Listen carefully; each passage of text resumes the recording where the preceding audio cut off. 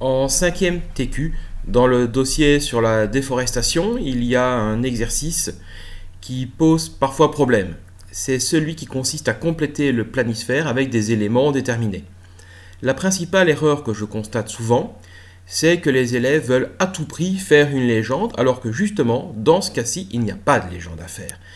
À savoir qu'on a juste des mots à replacer sur une carte, et que donc, comme on le fait dans un atlas, on se contente de colorier ou d'entourer, donc bien de délimiter les zones en question, et puis on replace le mot sur la zone. Alors, on va commencer l'exercice ensemble avec les 3 points de repère principaux que sont les 2 tropiques et l'équateur. Ils se trouvent ici, ici et ici, avec le tropique du Cancer au nord, le tropique du Capricorne au sud et l'équateur à égale distance des 2 pôles, afin de pouvoir les localiser correctement. Un petit truc. Le tropique du Cancer passe entre Cuba et la Floride.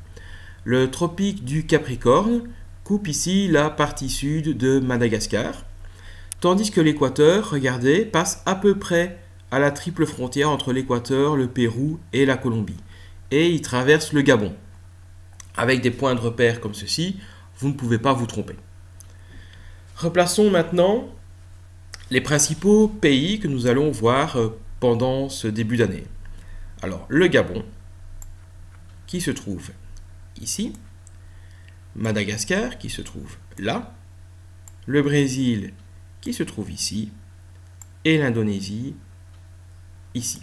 Alors, évidemment, ça, c'est pas suffisant. Parce que l'Indonésie, par exemple, regardez, il y a plein d'îles, donc je ne sais pas quelles îles font ou ne font pas partie de l'Indonésie. Ce qu'il faut faire, en plus, c'est colorier la zone afin de bien délimiter l'Indonésie et faire de même avec Madagascar, le Gabon et le Brésil. Donc, quand vous avez un pays à replacer, vous coloriez le pays et puis vous notez le nom du pays, là où il se trouve. On va faire de même avec les différents continents. L'Océanie qui se trouve ici, l'Amérique du Sud qui va se trouver ici, l'Antarctique, eh bien lui, il n'est pas sur la carte, on le laisse tomber. L'Afrique se trouve là, l'Europe,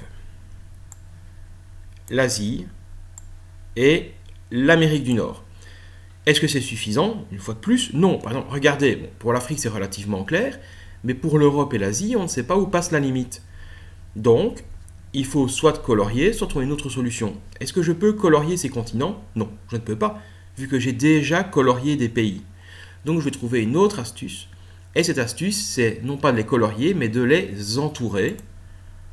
Et voilà ce que ça donne. Donc, l'Europe, ici, avec sa frontière nette qui passe par la mer Caspienne et contourne la Turquie. L'Afrique, ici, ne pas oublier Madagascar. L'Amérique du Sud, l'Amérique du Nord qui dans ce cas-ci comprend l'Amérique centrale et les Antilles, et l'Océanie qui est bien en 2 morceaux. L'Océanie comprend l'océan Pacifique, et donc je répète en 2 morceaux. Alors, on va replacer les océans tant qu'on y est. L'océan Atlantique sépare l'Amérique de l'Europe et de l'Afrique. L'océan Pacifique est en partie ici, en partie là, n'oubliez pas, la Terre est ronde. L'océan glacial antarctique se trouve ici, au sud. Et l'océan glacial arctique se trouve là, au nord. Et voilà la correction pour le planisphère à compléter.